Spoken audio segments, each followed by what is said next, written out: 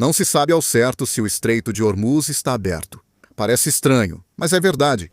Após o ministro das Relações Exteriores, Abbas Araghchi, afirmar que o Estreito de Hormuz seria aberto, a Guarda Revolucionária respondeu que só navios autorizados por eles poderiam passar. Hoje, analisaremos esse tema em detalhes. Confira. O ministro das Relações Exteriores do Irã, Abbas Araghchi, anunciou no CHES que, devido ao cessar-fogo no Líbano, permitirá a navegação de todos os navios mercantes pelo Estreito de Hormuz durante esse período. O ministro das Relações Exteriores, Abbas Araghchi, afirmou que os navios devem seguir a rota ajustada anunciada pela autoridade portuária e marítima do Irã, próxima ao território iraniano. A rota previa era perto de Omã, mas o Irã ordenou que os navios passem mais próximos ao seu território. Após isso, o presidente Trump afirmou em sua rede Truth Social que o Irã anunciou que o Estreito de Hormuz está aberto e pronto para o tráfego.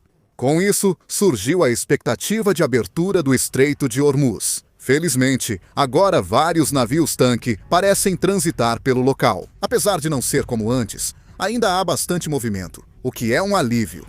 Parece que dentro do Irã ainda há um ciclo contínuo de conflitos. Existem vários motivos para isso.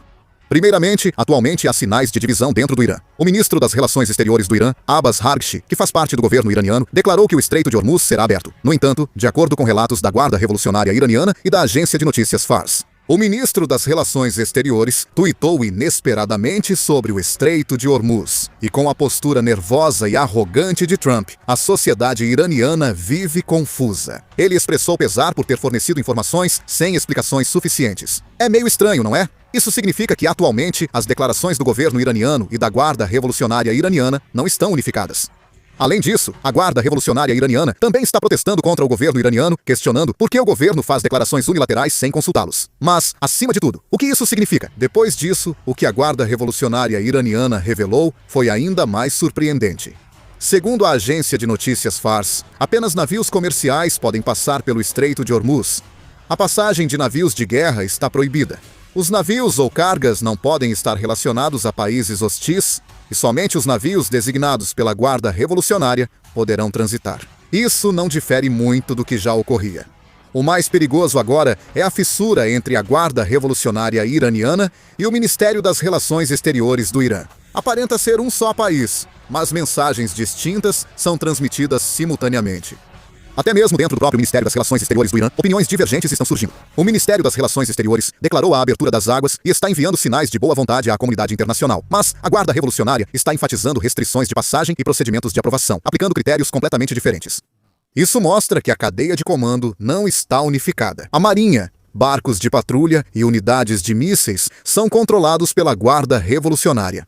O que ocorre se o Ministério das Relações Exteriores e o comando local se contradizerem? O navio pode achar que tem permissão para entrar, mas isso pode não ser reconhecido no local, levando a tiros de advertência ou erros de avaliação por falha de comunicação.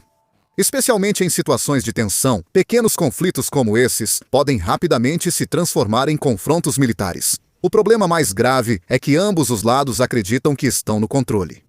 O Ministério das Relações Exteriores acredita que não há problema porque declarou a abertura, enquanto a Guarda Revolucionária considera que suas próprias regras têm prioridade. Quanto maior essa diferença, mais instável se torna a situação no local. Isso ocorreu pois as Forças Armadas de Israel eliminaram os moderados do Irã em ataques aéreos, sobrando apenas os linha dura. Entre eles, como as forças da Guarda Revolucionária Iraniana ainda estão presentes, elas controlam todo o país. E é por isso que essas situações acontecem. Por causa disso, nem mesmo dentro do Irã há uma opinião unificada, o que aumenta ainda mais a confusão.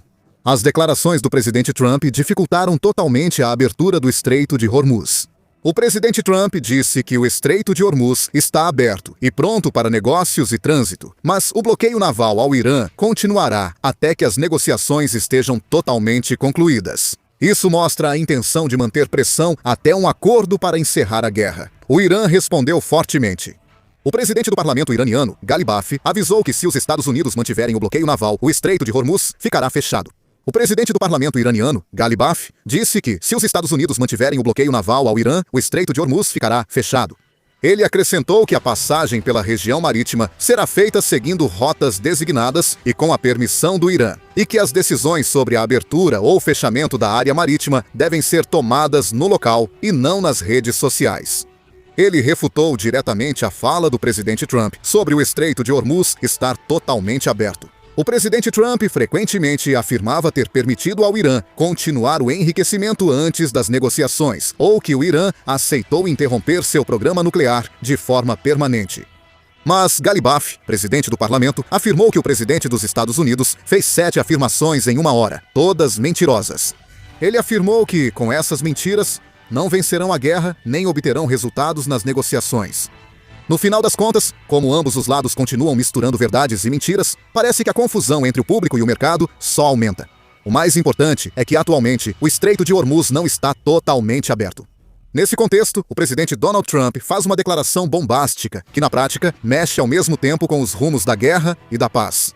Ele afirmou que, se não houver acordo de fim da guerra até o dia 22, pode não prorrogar a trégua, dando um prazo para as negociações. Em uma conversa com jornalistas, ele usou a expressão de que não iria prorrogar. E essa declaração é interpretada não apenas como uma previsão simples, mas como um forte sinal para pressionar as negociações. Ele ressaltou que as medidas de bloqueio marítimo ao Irã seriam mantidas.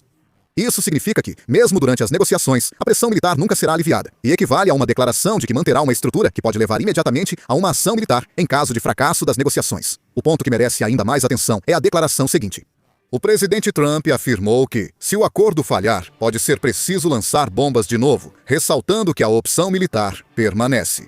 Essa declaração vai além de uma simples ameaça, pois deixa aberta a possibilidade de retomar operações reais, exercendo extrema pressão sobre o lado iraniano e, ao mesmo tempo, enviando um sinal de alerta à comunidade internacional. A mensagem que menciona simultaneamente a possibilidade de bloqueio marítimo e de retomar ataques mostra claramente que diplomacia e ação militar não estão completamente separadas. O interessante é que, no mesmo momento, declarações de tom completamente diferente foram feitas em seguida.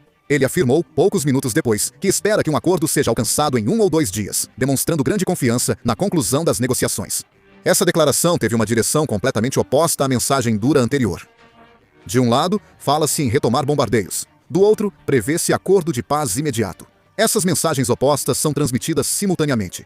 Analisando esse fluxo, a intenção do presidente Trump é pressionar o lado oposto nas negociações, segurando a ameaça militar em uma mão e apresentando a possibilidade de um acordo rápido na outra. É uma estratégia que, ao mesmo tempo em que incute o medo de que a situação possa piorar rapidamente se as negociações forem adiadas, também cria a expectativa de que tudo pode ser resolvido rapidamente se um acordo for feito agora. Esse método reduz opções na negociação, demora leva à guerra, assinatura imediata traz estabilidade, mostrando extremos. O motivo pelo qual essas declarações são importantes agora é que elas têm grande probabilidade de se traduzirem em ações concretas, e não são apenas retórica diplomática. Como o bloqueio marítimo já está em vigor e até mesmo a retomada dos ataques aéreos foi mencionada, o prazo do dia 22 provavelmente não é apenas uma data simbólica, mas pode se tornar um verdadeiro ponto de inflexão militar. Ao mesmo tempo, o fato de enfatizarem a possibilidade de um acordo em 1 ou 2 dias também pode ser interpretado como um sinal de que as negociações estão chegando ao fim. Claro, porque a abertura total do Estreito de Hormuz ainda não foi mantida. Para a Europa e leste asiático, está insuportável. Há notícias de que a Europa só tem combustível de aviação suficiente para 6 semanas. Como o petróleo bruto também não está sendo fornecido adequadamente à Coreia do Sul, o preço do petróleo está disparando sem controle.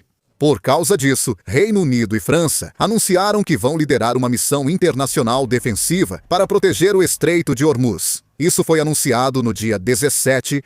Mais de 12 países vão fornecer recursos para a missão para defender a navegação livre no Estreito de Hormuz.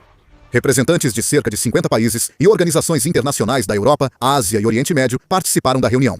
O chanceler alemão Friedrich Merz e a primeira-ministra italiana Giorgia Meloni compareceram pessoalmente ao Palácio do Eliseu, e o presidente coreano Lee Jae-myung também participou por videoconferência.